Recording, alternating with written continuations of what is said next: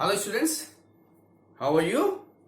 Welcome back in my physics class, and today for class 12th I am going to start the topic that is the radioactivity. आज की class में हम radio activity के बारे में बात करने जा रहे हैं। क्लास 12 की रेडियो एक्टिविटी है और ये न्यूक्लियर सेक्शन के अंदर इन्वॉल्व होती है। तो आप पहले समझने की कोशिश करिए न्यूक्लियस। पिछले लेक्चर में मैं बता चुका हूं न्यूक्लियस में क्या है, प्रोटॉन्स और neutrons. Students, you know very well that neutrons are the neutral while the protons are positively charged, and you also know that the same charges repel.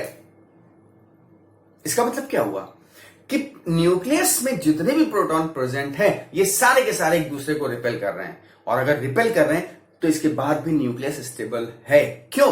इसके लिए मैं बता चुका हूं there is another force that is the nuclear force which binds these nucleons, जो repulsive force की वजह से आपके प्रोटॉन्स दूर भाग रहे हैं उनको बांध के रखता है, दिस न्यूक्लियर फोर्स। इसका मतलब nuclear force is stronger than the repulsive force acting between the protons, right. अब धीरे धीरे करके जैसे ही पीरियोडिक टेबल में हम आगे बढ़ते जाते हैं तो न्यूक्लियस में नंबर ऑफ प्रोटॉन्स बढ़ते चले जाते हैं, और आप नंबर ऑफ प्रोटॉन्स बढ़ने का मतलब क्या हुआ कि प्रोटॉन्स के बीच में लगने वाला रिपल्सिव फोर्स बढ़ता जा रहा है, ठीक है।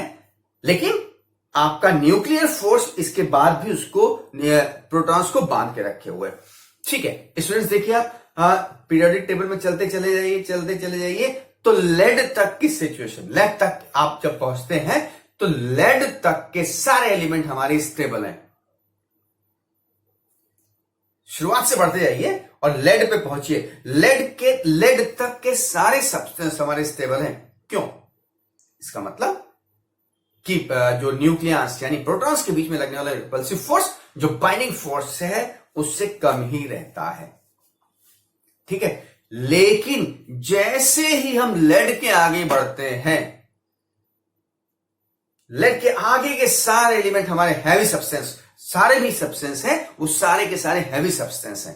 हैवी सब्सटेंस का मतलब न्यूक्लियस में हमारे प्रोटॉन्स के नंबर इतने ज्यादा हो जाते हैं कि repulsive force between the protons, हम न्यूक्लियस बोले क्योंकि न्यूट्रॉन के बीच में तो कोई फोर्स लगता नहीं है, ठीक है, न्यूट्रल है। तो न्यूक्लियस हमारे प्रोटॉन्स और न्यूट्रॉन को मिलकर बने हुए हैं, तो प्रोटॉन के बीच में लगने वाला फोर्स क्या है?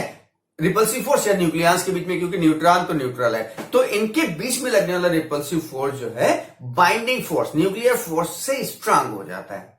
अब क्या होगा? ये ब्रेक करके बाहर आ जाएंगे, है ना? ऐसा नहीं होता है, ये ब्रेक करके नहीं आते हैं, लेकिन लेड के बाद के सारे सब्सटेंस स्पॉन्टेनियस एमिशन करते रहते हैं। लेड के पहले वाले नहीं करते हैं, लेड के बाद के सारे एलिमेंट जो है, सारे सब्सटेंस जो है, वो हमारा स्पॉन्टेनियस एमिशन करते रहते हैं, एक तरीके की रेज का, जो कि पार्टिकल से मिलकर बनी होती है, ठीक है। अब इसका जो स्टडी हुआ, ये तो मैंने आपको बेसिक आइडिया बताया। अब एक फ्रेंच फिजिसिस्ट थे बैकुरेल, ठीक है। Becquerel was the physicist from the France, that is the French physicist, और उन्होंने एक यूरेनियम पोटेशियम सल्फेट नाम के सब्सटेंस को ब्लैक पेपर में कवर किया, ठीक है, और उसको कवर करने के बाद ड्रॉअर में रख दिया, और उसको बचाने की कोशिश, एक वहां पे फोटोग्राफिक प्लेट भी रख दी। अब फोटोग्राफिक प्लेट को इस यूरेनियम पोटेशियम सल्फेट नाम के सब्सटेंस से बचाने की कोशिश की, और बीच में सिल्वर रख दिया। ये जो रेडियो एक्टिविटी है ना, ये एक्सीडेंटली मिला हुआ प्रोसेस है, ठीक है। इसमें कोई ऐसा नहीं था, कोई मतलब ऐसा नहीं कि इस पे रिसर्च की गई उसके बाद ये इन्वेंट किया गया, एक्सीडेंटली ये मिला हुआ प्रोसेस है। तो क्या हुआ कि आफ्टर फ्यू आवर्स उन्होंने बैकरल ने जो आपकी फोटोग्राफिक प्लेट थी उसको एक्सपोजर दिया तो देखा उसमें ब्लैकनिंग हो गई है। ठीक है, ब्लैकनिंग हो गई फोटोग्राफिक प्लेट पे। अब ये क्यों हो गई भाई? फोटोग्राफिक प्लेट तो वैसे रहनी चाहिए। तो इस पे उनके दिमाग में कुछ बात आई कि आपका कुछ रेडिएशन इसके ऊपर फॉल कर रहे हैं तभी उसका इफेक्ट आया है। ठीक है, वो फोटोग्राफिक प्लेट खराब हो गई। अब वो रेडिएशन कहां से है? तो उनके दिमाग में ये बात गई कि ये जो है जो सब्सटेंस है आपका कौन सा, यूरेनियम पोटेशियम सल्फेट, इससे कुछ रेडिएशन एमिट हो रहे हैं। और खास बात ये पता चली कि ये रेडिएशन ब्लैक पेपर को भी क्रॉस करके जा रहे हैं और साथ ही साथ आपके सिल्वर को भी क्रॉस कर जा रहे हैं।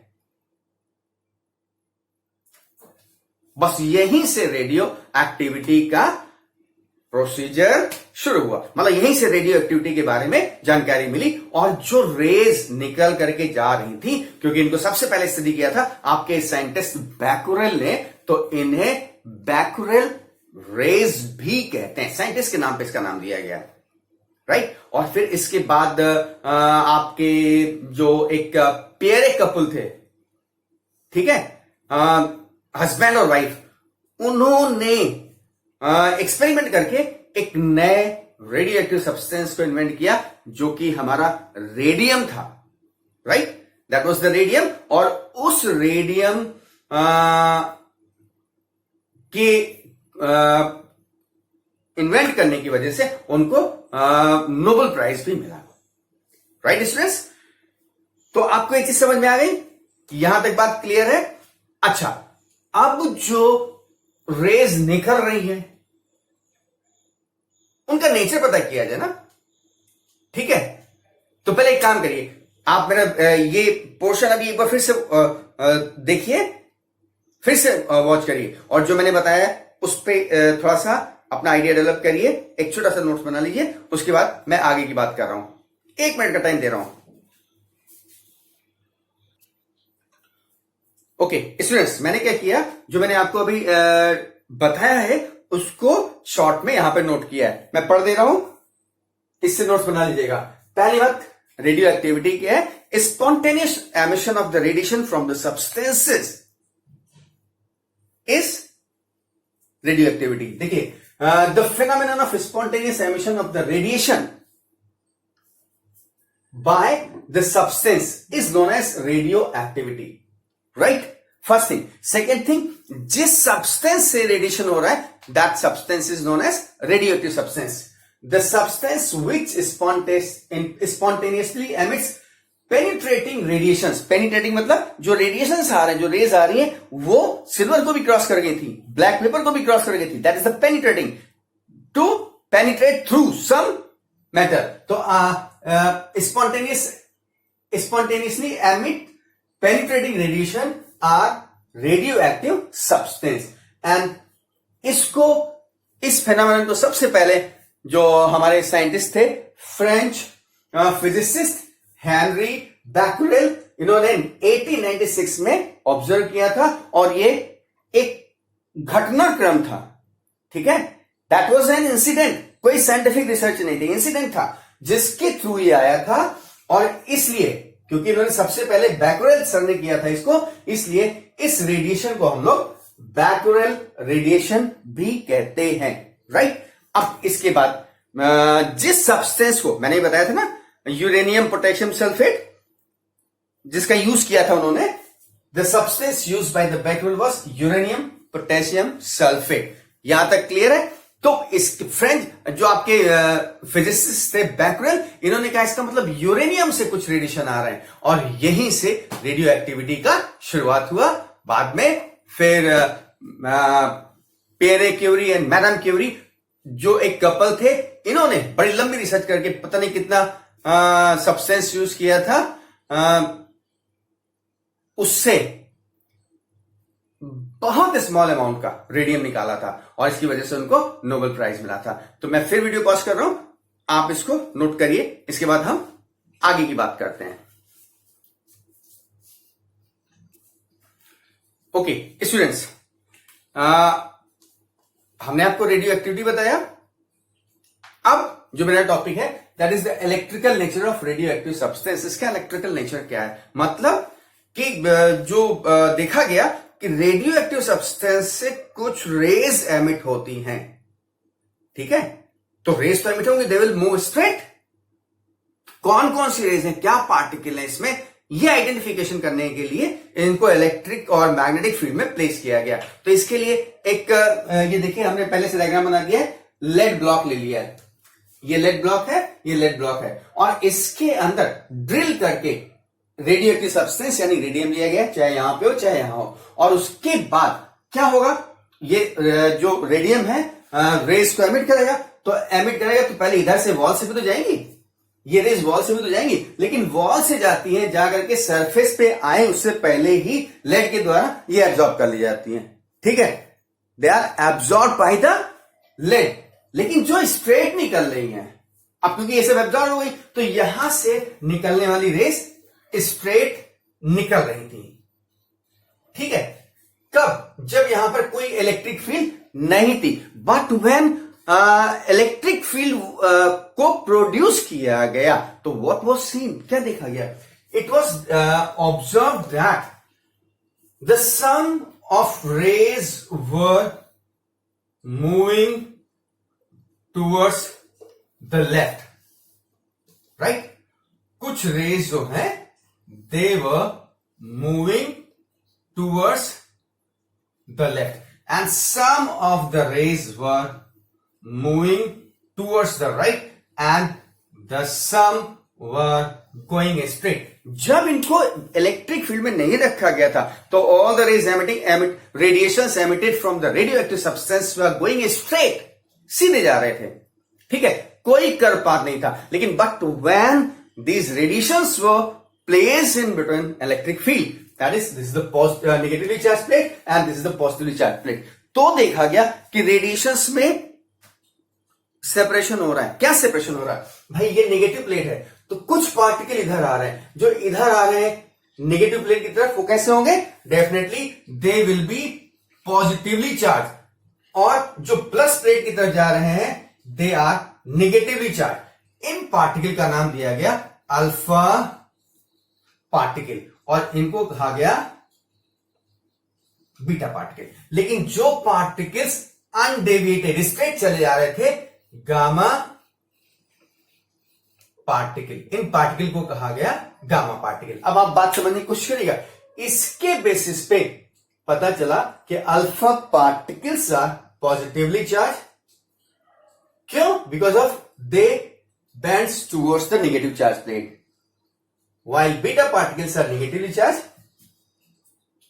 because of they bend towards the positive charge plate, and gamma particles are neutral, उन पे कोई चार्ज नहीं होता। और ठीक ऐसे ही इससे निकलने वाले रेडिएशंस को जब हमने मैग्नेटिक फील्ड में रखा तो देखा ही गया कि मैग्नेटिक फील्ड में भी ये रेडिएशन डेविएट होते हैं, और इसी तरीके से जैसे इलेक्ट्रिक फील्ड में ये अल्फा पार्टिकल्स थे, ये बीटा पार्टिकल्स थे, और ये गामा पार्टिकल्स थे जो अनडेविएटेड ही मूव करते हुए चले गए।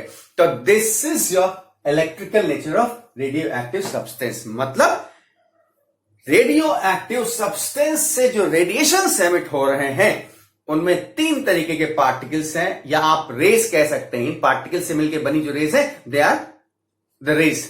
जैसे अल्फा पार्टिकल है तो उनसे बनी rays alpha rays, beta particle से बनने वाले बीटा रेस, गामा पार्टिकल से बनने वाली रेस को हम लोग क्या कहेंगे, they are the gamma rays, right. तो ये पता चला कि some particles known as alpha particle are positively charge, some particles which are negatively charge are negative part, while the gamma particles are neutral, no charge. और खास बात ये पता चली कि अल्फा और beta particles are affected by electric as well as magnetic field. Electric और magnetic field जो है अल्फा बीटा पार्टिकल के रेडिएशंस को अफेक्ट करती है, डेविएट करती है, एंड यही है हमारा इलेक्ट्रिकल नेचर, राइट। तो अभी क्या कर रहा हूं मैं, फिर वीडियो पॉज कर रहा हूं और आप इसको बना लीजिए। मैं क्या कर रहा हूं देखिए स्टूडेंट्स, मैं बनाऊंगा इसको, इट विल टेक टाइम, तो मैं बना करके तब आपको एक्सप्लेन कर रहा हूं, या राइटिंग मटेरियल एक्सप्लेनेशन में ज्यादा करूंगा, और बाकी यहां पे लिखा हुआ है स्टेटमेंट आप अपने आप से लिखिएगा। इसको बनाइए, फिर इसके बाद आगे की बात करता हूं। वीडियो पॉज करिए, नोट करिए। Okay students, after electrical nature of radioactive radiation, I am coming on the topic that is the properties of alpha, beta and gamma rays। देखिए, हम इन प्रॉपर्टीज को अलग अलग एक्सप्लेन कर सकते हैं, ठीक है। मैंने क्या किया है कि मैंने इसको टेबल फॉर्म में लिखा है, इससे आप याद भी आसानी से कर लेंगे और आपको समझने में भी आसानी रहेगी। मतलब properties of alpha, beta and gamma rays. पहली बात तो सुनिए, मैंने आपसे कहा है कि radio activity is the spontaneous emission of radiations from the substance जो हैवी न्यूक्लियाई के होते हैं, राइट।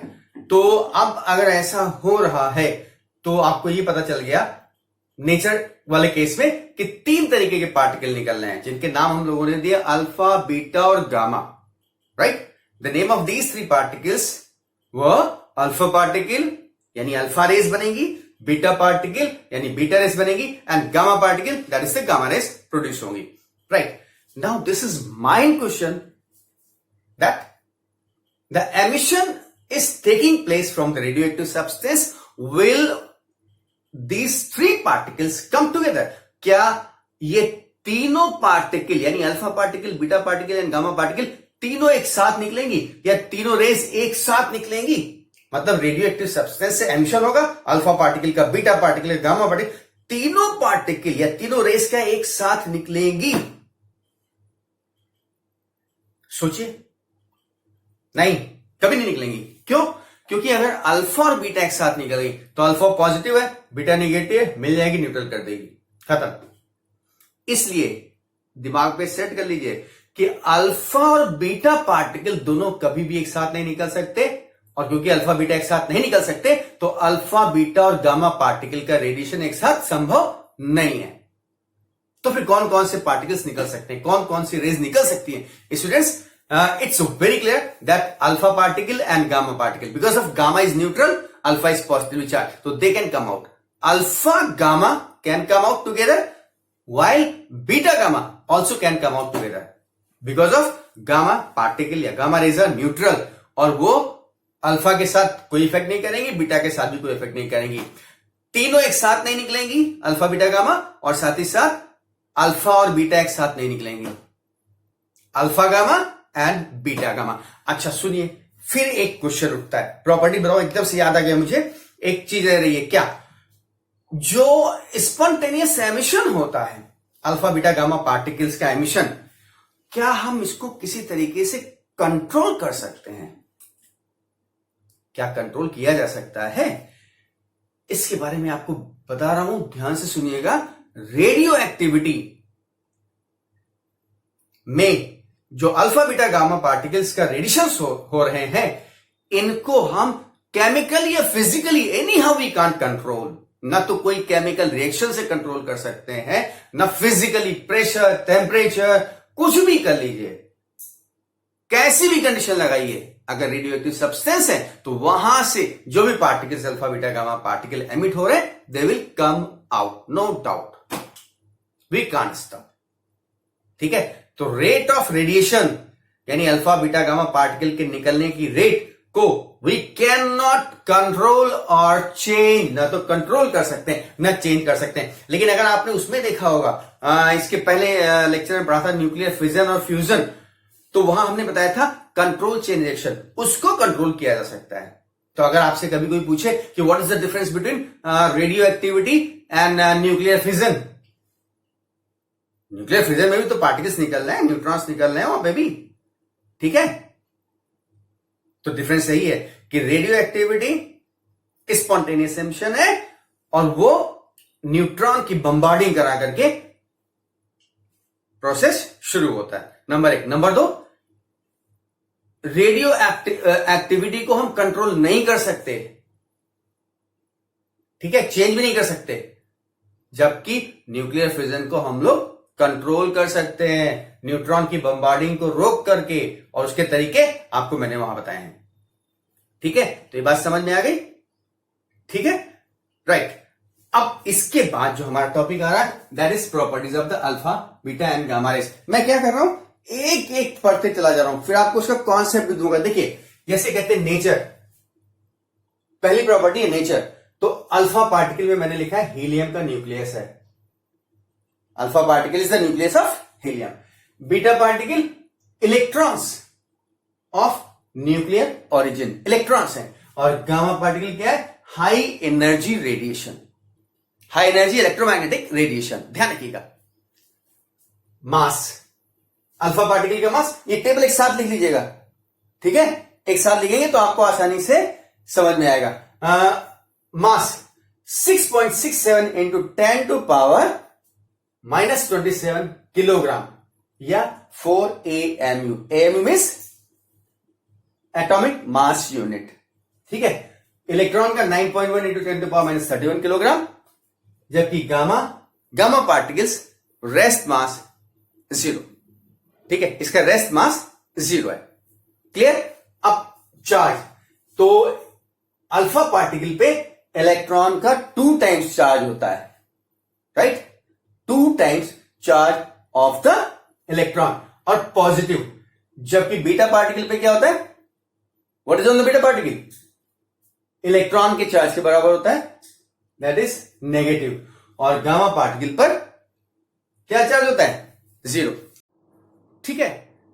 देखा आपने स्टूडेंट्स, चार्ज जो है गामा पे 0 है। अब हम डिफ्लेक्शन बाय इलेक्ट्रिक फील्ड, जैसा कि हमने पिछले टॉपिक में दिखाया था, तो अल्फा पार्टिकल क्योंकि पॉजिटिवली चार्ज है नेगेटिव प्लेट की तरफ मूव करते हैं, बीटा पार्टिकल नेगेटिव होने की वजह से पॉजिटिव पोल की तरफ जाएंगे, और गामा क्योंकि न्यूट्रल है, नो डिफ्लेक्शन, राइट। अब स्पीड की बात करें तो हमने यहां पर वैल्यू तो लिख दी है, अप्रॉक्स 10 टू पावर 7 मीटर पर second alpha particle, beta particle 10 to power 8 metre पर सेकेंड, जबकि ये वेरिएबल है, ये चेंज हो सकती है। और गामा पार्टिकल की 3 इंटू 10 टू पावर 8 मीटर पर second, that is the speed of light. Students यहीं से शुरुआत होती है। अगर आपको वैल्यू नहीं मालूम है तो आप कंपेयर कर सकते हैं, क्योंकि मास हमारा सबसे ज्यादा किसका है, अल्फा पार्टिकल का, तो उसकी वेलोसिटी सबसे कम है,